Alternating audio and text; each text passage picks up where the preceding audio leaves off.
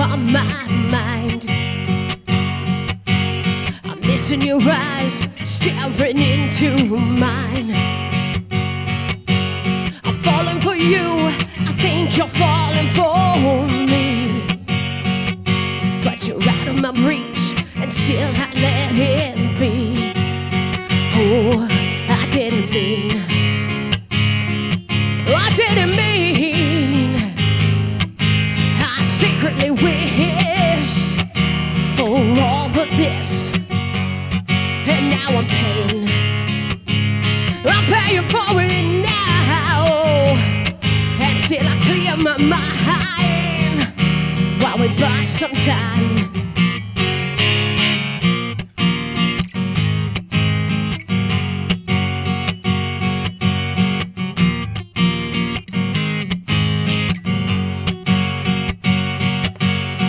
Wondering if you feel the same way I do. But I go with the flow, hoping that you do too. And between you and me, you made me so happy. I'll see you after the show if you'll still have me. Oh, I didn't mean, I didn't mean. I secretly wished for all of this, and now I'm paying for it now. And still I clear my mind while we buy some time. Oh, I didn't mean, oh, I didn't mean. I secretly wished this, and now I'm paying for it now. And still I clear my mind while we buy some time. Oh, I didn't mean.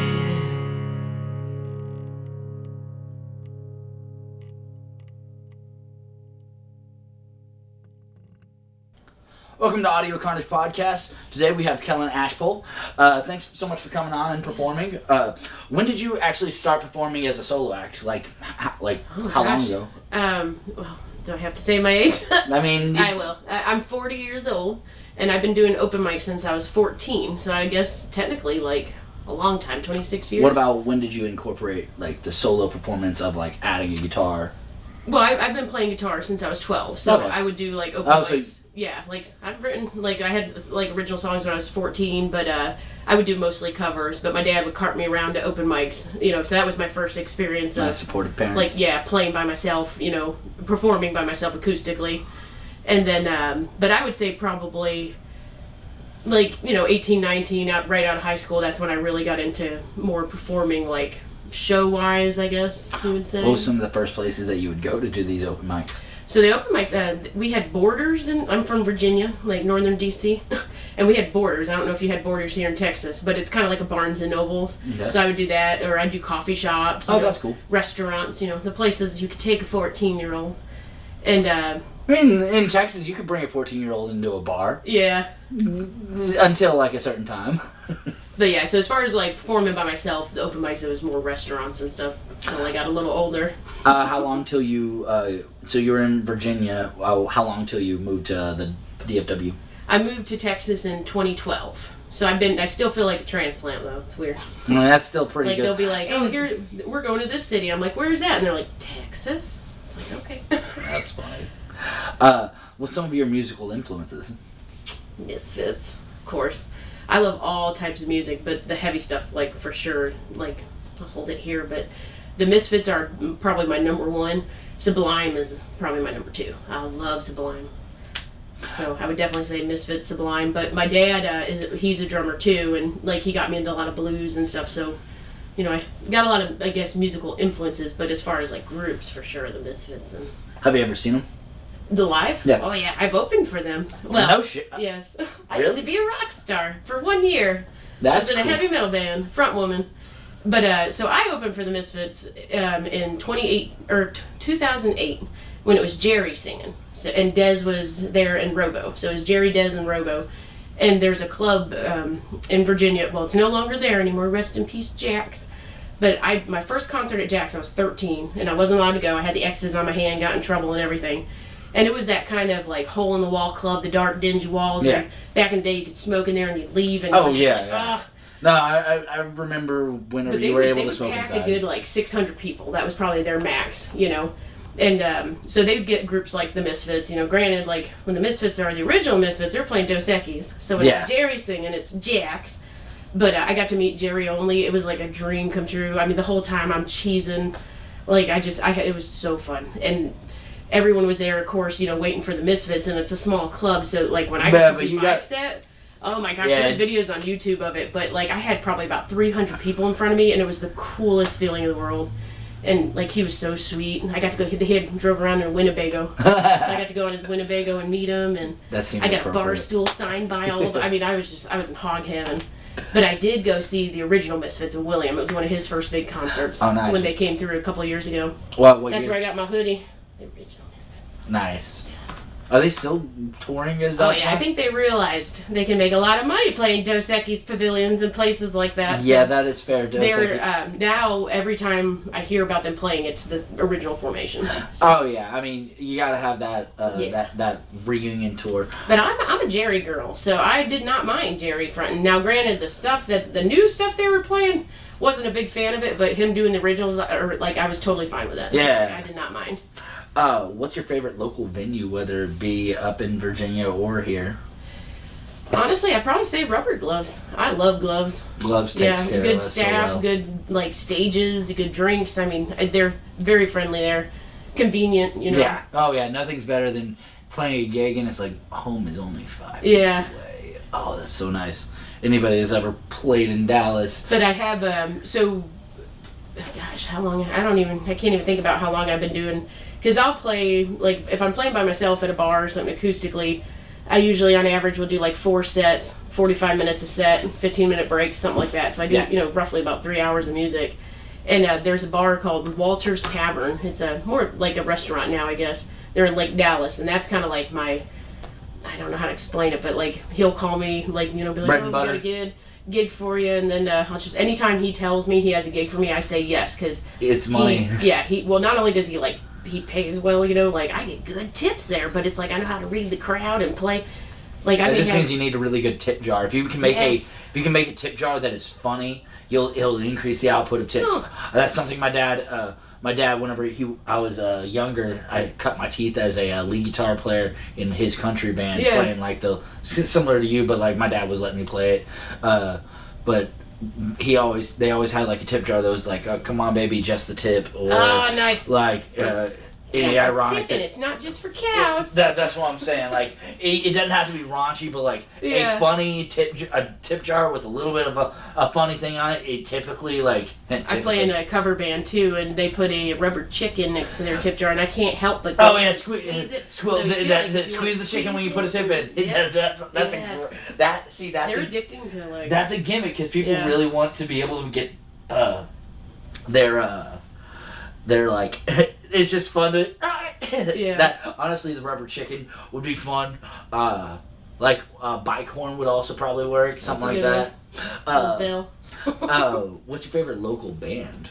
And also, just disclaimer, she beat me to it. I was about to say, that's a cheat, because she's dating the vocalist, Evan. Shout out Evan P. Yes. So, favorite local band, I mean, I definitely, we'll say superhero, but we'll give me at least another one. I do have a soft spot for the Wee Beasties. Me and Richard go pretty way back. We got definitely a bond over the Misfits and stuff, and they're good. I like them because they're all good musicians, and everybody in that band is just so sweet, and they're fun. But they'll be literally the episode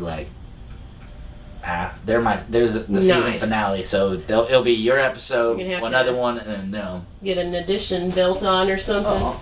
You put 9 people in there. Check that out. Oh, that's awesome. It's from their fucking original. I was gonna say the other band I was gonna name was Brave Combo. I love. Wait, you were in this Brave Combo? Mm-hmm. I've seen them at Gloves. Oh, okay. I was about to say I thought you said you were in Brave Combo. I was like, what the fuck? How'd you bury that lead? No. No, but I really enjoyed seeing them, and Flame Trick Subs. Like, I really enjoy seeing them. You know, and all these bands I've seen at Gloves. So, I'm assuming the best concert that you've ever played was the one that with the Misfits, or is there any others that top that? My most memorable. That, like, yeah, I'd probably say that's my top. I mean, that's like my Facebook picture. I have never changed it. It's me and Jerry. Like, I can't, like, that was definitely an awesome show. That's for fair. Sure. Well, what's the best concert that you've ever been to? Gosh, okay, so I go back to the Misfits. So the original Misfits was awesome. But I saw System of a Down in 2003 at an Ozfest in San Antonio. I was visiting my mom, and that was amazing. Like, their live show was really cool. But definitely the Misfits, probably up there. Oh, and oddly, I don't know if people are going to hate me for this, but my sister-in-law is a huge Dave Matthews fan. Like, she's been to so many concerts, and no one will go with her when they come to town. Well, it's funny because, like, there's three types of people when it comes to Dave Matthews. There's people who love Dave Matthews. Yeah. There's people who hate Dave Matthews. There's people who couldn't tell you any Dave Matthews songs. Well, maybe there's a fourth because, so I started going with her just because I felt bad. But the first time I went, like, I'll go to almost any that concert. band, like, it's literally like a 3-hour jam. Yeah. And, like, you know, you get a little tipsy and it's rainy and you're dancing, you know, like, so I have a good time when I go with her. I don't really care for him too much. Like, I never really listened to him. I know the songs, you know, but as a musician, like, his band is phenomenal. Well, his drummer, my buddy Kieran, talks about regularly, like, how awesome he is. But he's like, he's one of those people. He hates Dave Matthews, but he loves Dave Matthews' band. Yep, that's the way he describes it. At least he has to me. If you're watching this and I have that wrong, I'm sorry. Correct it later. What other bands have you been in? Well, the band that I opened for the Misfits in, we were called Not Liable. And then my cover band's called... Good band. Yeah. My cover band's called Time Delay. But really, other than that, it's just been myself, you know, my acoustic stuff. What's your dream venue? Rubber Gloves, honestly. I know, like... You played there, though. That doesn't count. I count. did karaoke there. Never. I've never played at Gloves. It's so easy to do, literally. Is it though? Yeah, literally. My problem I've learned is I don't ask for gigs. I wait for them to come to me and. Okay. No. Hold on, we're gonna fix this live on camera. Because all you need to do is message them what style, and they'll fill you in on a bill here. Oh. Well, and I know, like, because I'm like, man, I could totally play that little room. I'd be perfect for that room, you know. But Gloves, you don't have to do... RGRS, so rgrsbooking@gmail.com. And you just email them and say... Like, hey, if you ever need a fill-in... Well, literally just be like, this is the style of music I do. I can do covers, I can do originals. They have constantly where they need extra stuff in. Like, I'm telling you, and they work... so I tend to not ask. No, they well, as you talked about how their staff is amazing, they work That's really why well. I went and did the karaoke. Because, like, I was like, for what you do, at the very least, you'd be great when they have they need an extra person in the, I call it the piano lounge, but whatever. Yeah, that's like, I could totally do that. Well, that's what I'm saying is, yeah, just take that, I'll text that email to you. Send them an email with, like, especially if you have some clips or something, worst case scenario, once this is released, send this to them. Like, I guarantee Chad and them would get you on a bill. Like, it's but too if you're easy out there. talking like far-fetched gigs, the two that I have gotten the most that I kind of nixed is Madison Square Garden and Red Rocks. They're too obvious and easy. Well, that's funny. And I guess the Sphere should be removed from that as well now. Well, now I was gonna say Red Rocks. Well, Red Rocks. But that's only because I went there. I went to Colorado one time. I've been there once. I was on probation, enough said, so I couldn't really experience all of Colorado.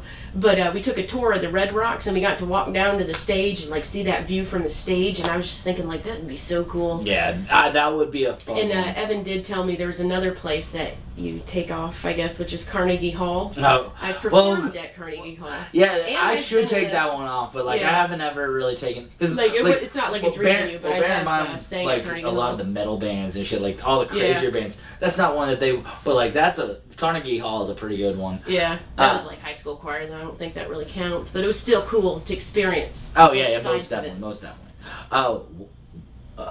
what's your favorite instrument brand? So let's see. Well, if we're talking acoustic guitars, Taylor by far. I love Taylor. And but Ibanez, I would say, is also one of my big brands. Like that's what I started on. My very first electric was an Ibanez. So I would definitely say Ibanez, Taylor. But like from the Ibanez, I like Jackson's. I like a lot, you know. Hey, it's okay. I There's do have lots a Martin, of different. you know. I love my Martin, but my Taylor, like that was my goal for like guitars. And now I feel like, well, I do really want more, but like I feel like I can break at least a while because I got my Taylor. Yeah. Kind of like my car. I need to cut back on my instruments, but like. Gosh, with your discount, I can only imagine. That's where my Taylor came from. I love like all the that different credit ones card I have. they gave me. No, right. I maxed that out. Now on that But note, it had such good financing. I'm about to have it paid off, which is mine's been paid off for a upgrades, while. baby. I cannot wait. Oh God, I can't But wait. brand wise, that's definitely Taylor and Ibanez is pretty much all I have. But I told you I bought that Fender PA. That seems to be treating me nice. So Yeah, far. Fender makes good I've only gear. got to use it once though, so. Oh well, having it's what you need. 'Cause Yeah. Gig season, whenever it happens, it happens. Yeah. So what was the first song that we heard? Tonight? Yes, it's gonna go in order. So it's called Bliss. And it's actually, I guess the first two were kind of written around the same time, but it's called Bliss. When did you write it?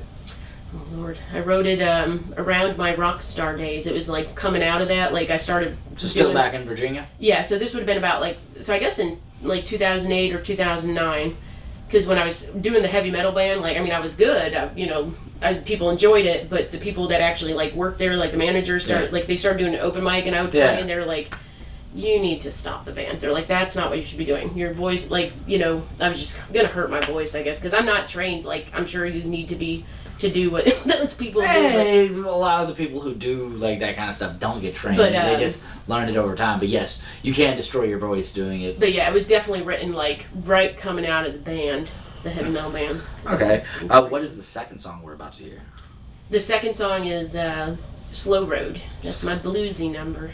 And you say you've had this for about the same amount. Yeah, that one was written about the same subject and the same time, so definitely.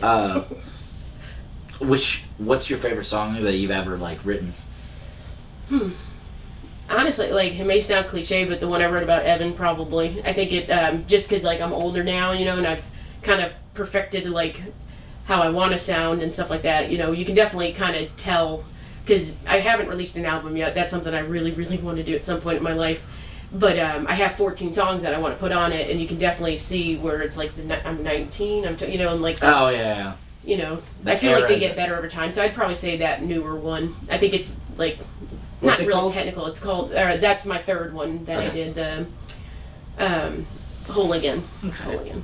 So what's song number 2 that we're about to go into? That's the Slow Road. Slow Road? Yes. Alright, you're about to hear Slow Road.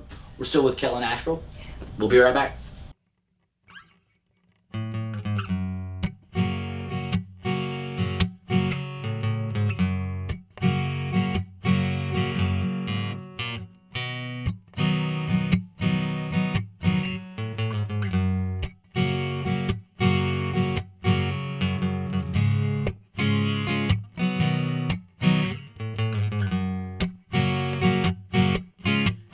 I'm going down that slow road to hell. I'm going down that slow road to hell. Not going fast.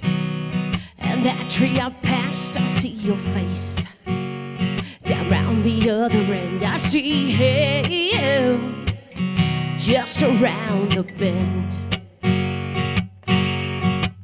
I see hell just around the bend. I always been a good girl. I never been in fights. I always say my things and always turn off lights. And it feels so good and it feels so right to be here in your loving arms tonight. I'm going down that slow road to hell. I'm going down that slow road to hell. Not going fast. And that tree I passed, I see your face. Down round the other end, I see hell just around the bend. I see hell just around the bend. And I play your game, it turns out all the same, and I'll take the blame before I go insane. My mind's saying no, but my body says go, 'cause this devil's tough, too tough to tame. I'm going down that slow road to hell. I'm going down, down that slow road to hell. Not going fast, and that tree up past, I see your face. Down round the other end, I see hell just around the bend. I see hell just around the bend. I'm going down. I'm going down. I'm going down.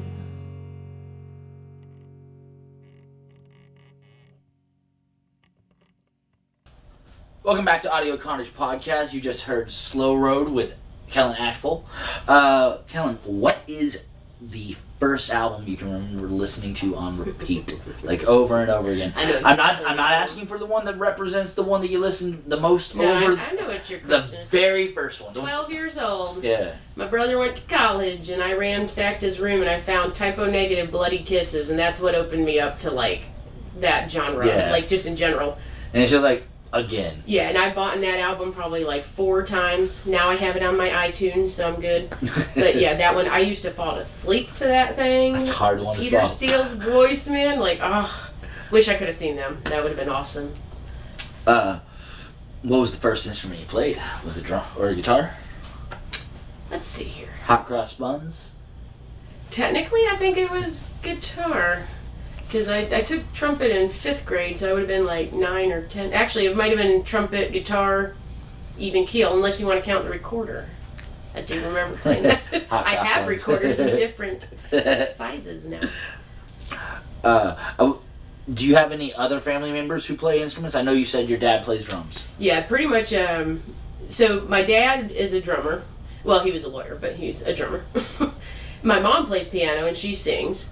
My older brother played saxophone and, gosh, the marching things, like he did drum corps and all that stuff. And but my middle brother, he doesn't really play anything, but my immediate family, and like my grandparents sing, and we have a lot of singers in our family. But instrument-wise, it's more like my dad, my mom, and my son now. My son. What's your favorite song of your own to perform? And then also, what's your favorite cover song to perform? So right now, I definitely have to go back to Way On Home, or not Way On Home, sorry, my Whole Again, because I like the low, and then it's just like you pop it in with the end. Like I really enjoy that. But as far as covers, gosh,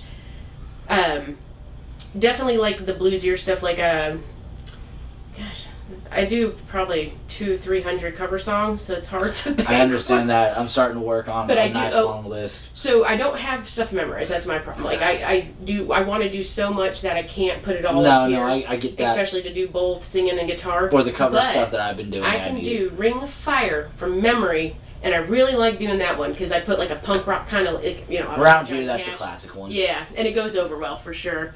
My most requested cover would probably be Bobby McGee or What's Up. I do those ones like the back of my hand. I can do them from memory.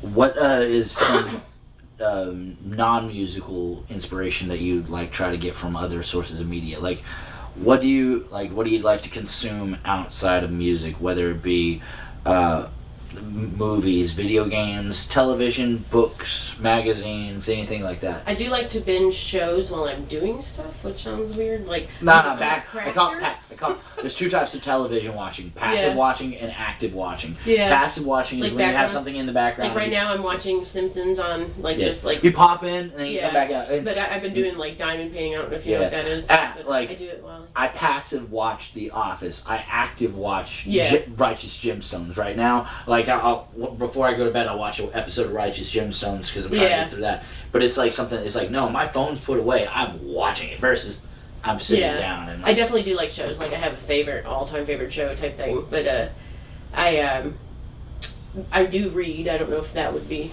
Well, what's your favorite show or favorite book? My favorite show is Supernatural, hands down, 100%. Got my little shrine in my room. I love Supernatural. I've seen it twice through for sure. And then some episodes I've seen multiple times. I've been tempted to go back and rewatch that, but it's a chore to get in all the way through it. Like it's up to season 6, I I loved all the way through the Lucifer saga and stuff. Then it was like he was a good character, and like the Leviathan stuff.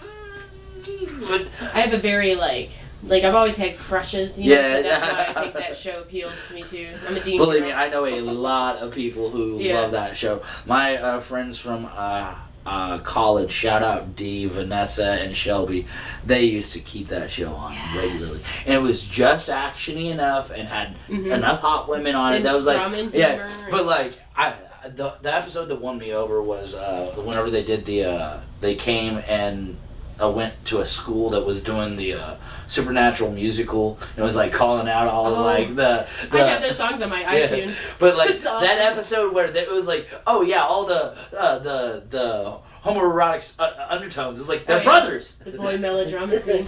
That's what I'm saying. It's like they were self-aware, and also the one when they like swapped lives with their actors. Oh, that one was great. Yeah, like those were self-aware enough that I was like, all right, this is fun enough. Yeah. I haven't watched. I think I've probably gotten through like just 6 of the fucking however many seasons. Yeah, they have some real funny ones. Usually once a season they have one that was just off the wall, like just meant to be comedy.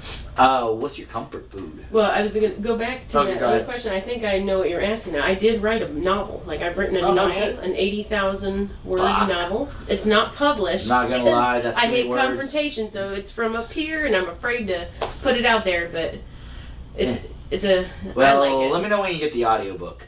I actually recorded an audio version of it because it helps me go through and edit it. Oh yeah, most definitely. Being able hearing it back. And there's a song I wrote. I didn't play it tonight, but in the book there's a song that's written. So I wrote that song. So it's kind of, because obviously the book is about like not me, but like my like putting a different name in theory to a fantasy or something that you'd want. And so kind of I wrote the song, but it's like it was a weird way to write it, but it made a good song. Hey, however it comes out, like that's the nice part. One day maybe I'll put it on Amazon or something. But my future editor is gonna hate me because grammar is not my strong suit. Well, find an editor to help you get this actual text done, and then go through and take your audio notes and then make the actually record. Sit down in the booth, and that many words should only take a few hours to actually read all the way through. I mean, worst case scenario, break it into a couple sessions. But dude, get it. Figure out your editor. Find somebody who that does that kind of stuff. We know a lot of people. All right, so going back, what's comfort food?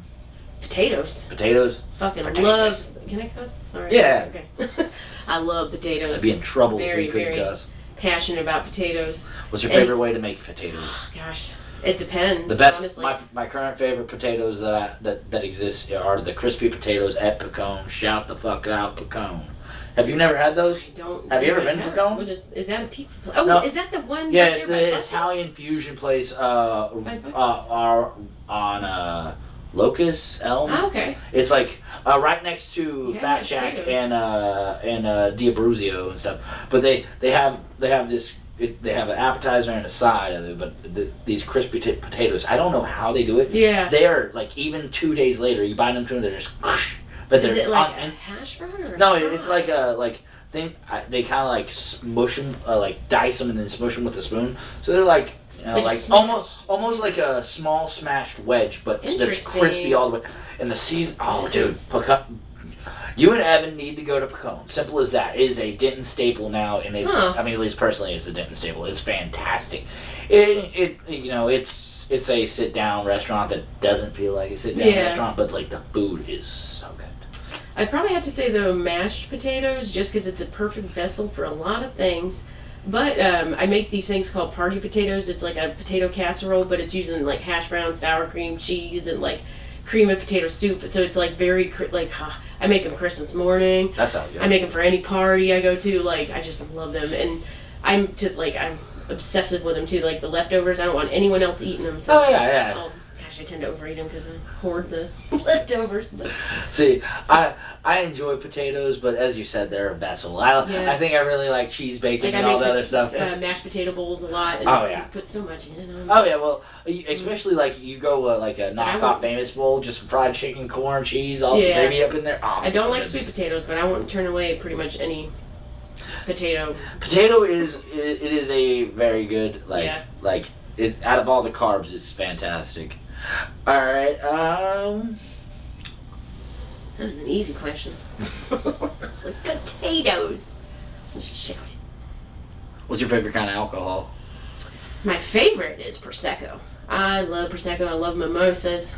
It's like champagne or whatever. But I don't tend to drink it as much as I'd like because it does get me into trouble. So I drink beer. My favorite beer is Yingling. Love Yingling. I feel like Prosecco is most dangerous because it's expensive. Prosecco, yeah. A good bottle is on average $14-15, But man, once that bottle's open, I can easily punish that bottle, especially if I got my orange juice. And so I definitely try to stay away from it, even though it is my favorite. But I do enjoy a good Yingling. They make a good, it's called Yingling Flight. It's like their ultralight. Yeah. I like that one. I like the regular, but... Yeah. I used to drink Crown. I wrote a song about Crown Royal and Red Bull. I mixed them. I've drank many a Crown. But I've also stayed away from that because of, the song kind of... It's a good song.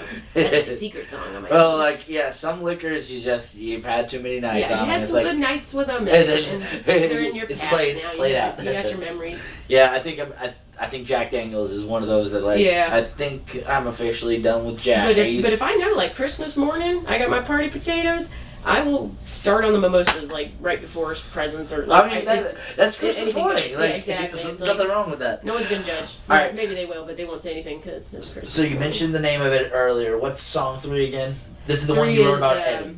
Yeah. I'm assuming it's y'all. How long have y'all been together now? Well, we met at Gloves on January 28th, so I guess technically that's probably our. So y'all are nearing a year. 23. Sorry. So nearing 2 years. We passed a year in July. Sorry, I said January. Okay, understand my confusion. I do that a lot. I think that's another story. Yeah. But so July 28th, 2023 is when I met Evan. When did you write the song? I wrote the song probably I'd say near the end of that year. So it's been about a year that I wrote that song. It's called Whole Again.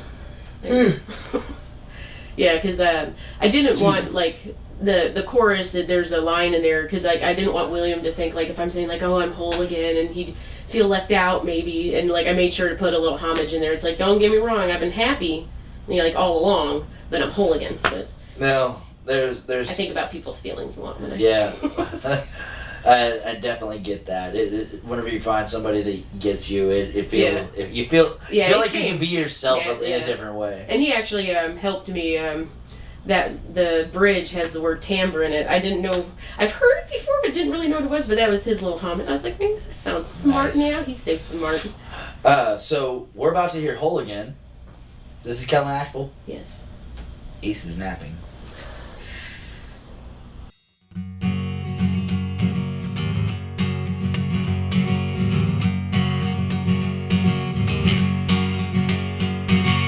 Went to see a show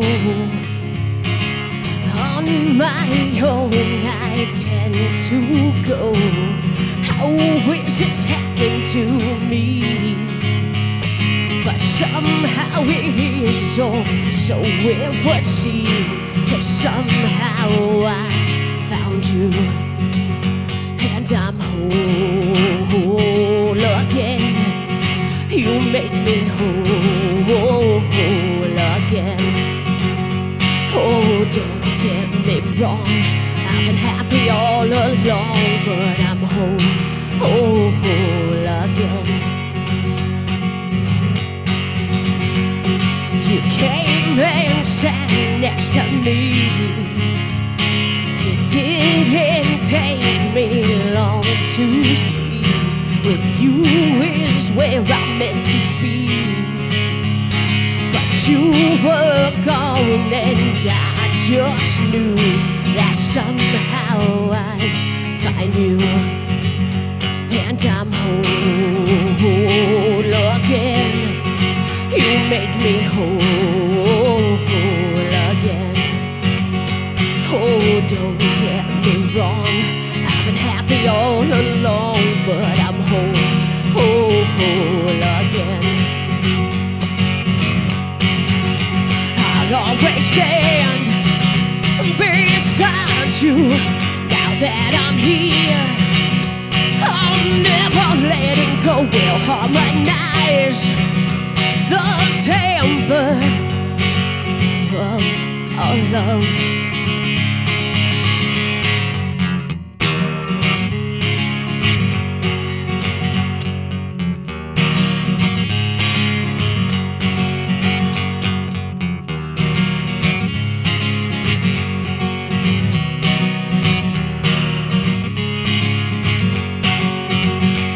And I'm whole again.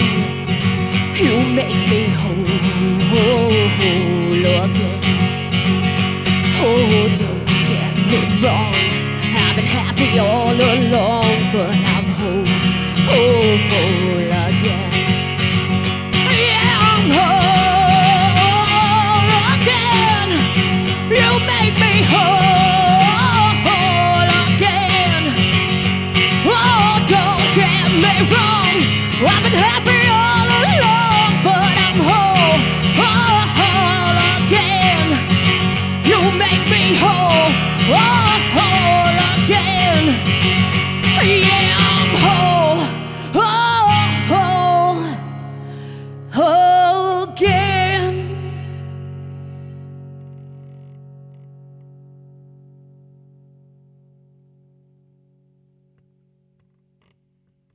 Welcome back to Audio Carnage Podcast. You just heard Whole Again. We're still with Kellyn Ashpole. Kellyn, what kind of music did your parents listen to? Yeah. So my mom in the 90s definitely listened to a lot of country, so I do like some 90s country. What kind of country? What kind? Yeah, well, like what artists? Or so artists like Randy Travis, you know, and oh gosh, Mark Chestnut. Like I'm more like songs, but like gosh, I feel bad saying the one that just died. But What, did you kill him? now my dad was definitely into like his drum set was signed by Gene Krupa, so he was, you know, big jazz, blues, and but he also like the rock and roll, like I mean all types of, that's probably why I love all types of music. But I got him into Sublime though as a musician. Like he really, like, that was cool.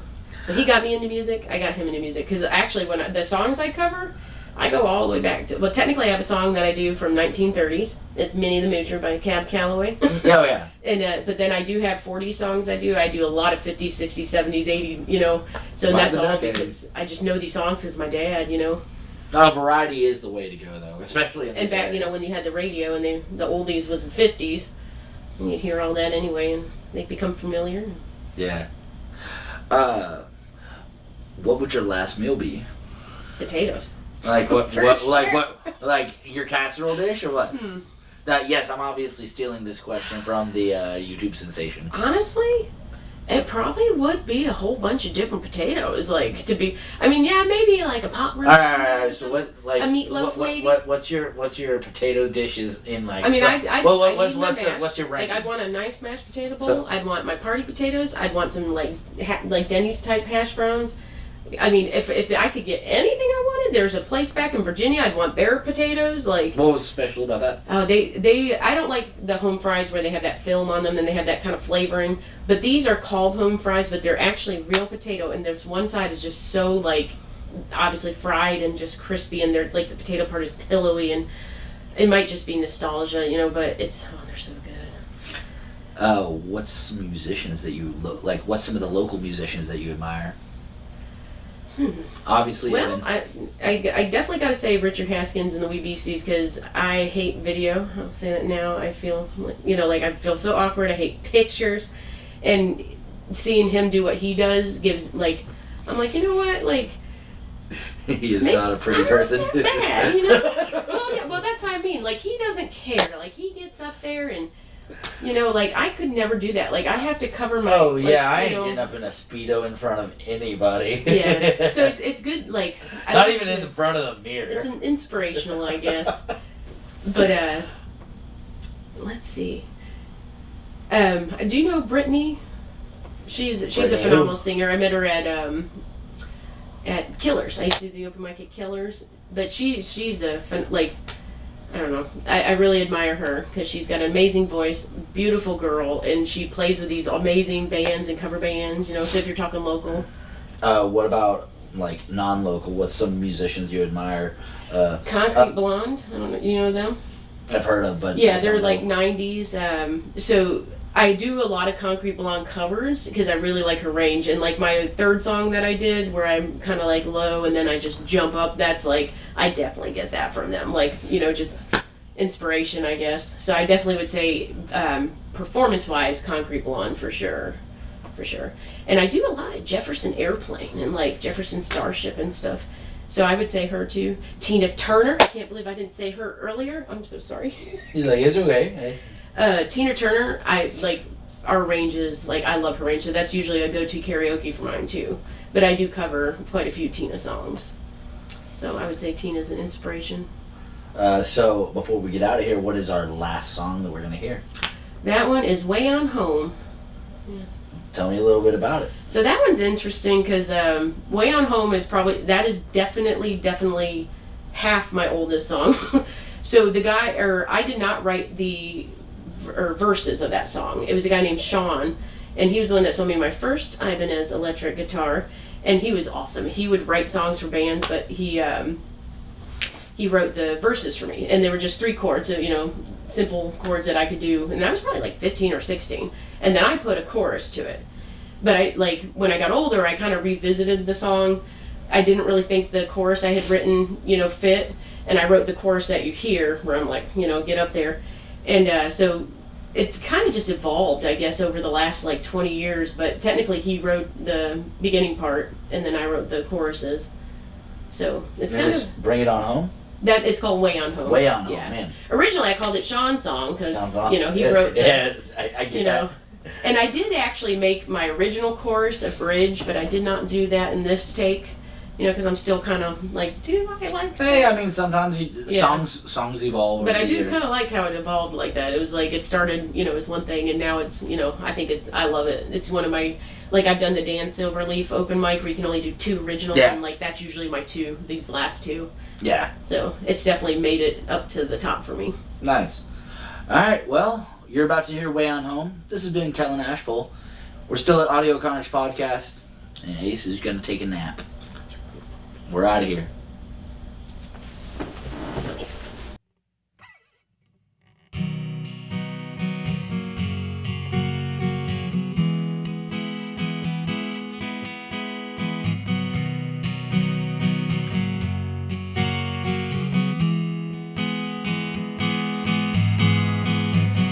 Now I'm stuck inside my head again.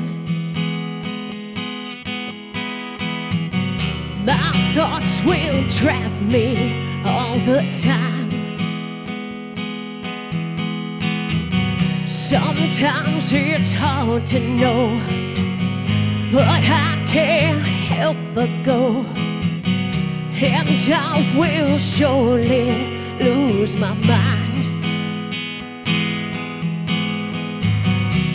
And random patterns fill my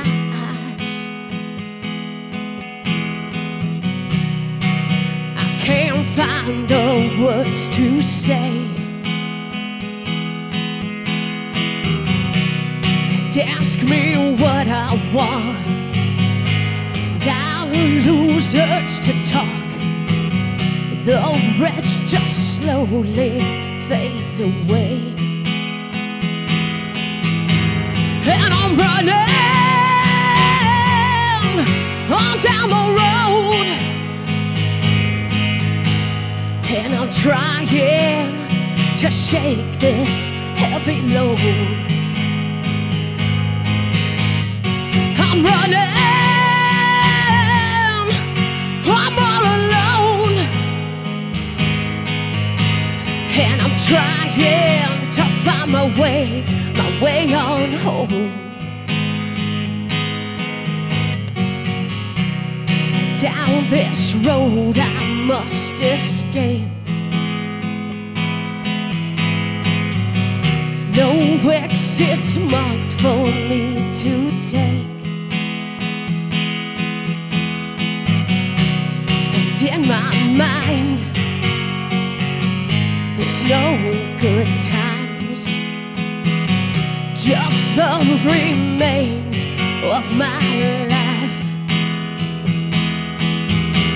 And I'm running all down the road, and I'm trying to shake this heavy load. And I'm running, I'm all alone, and I'm trying to find my way on home.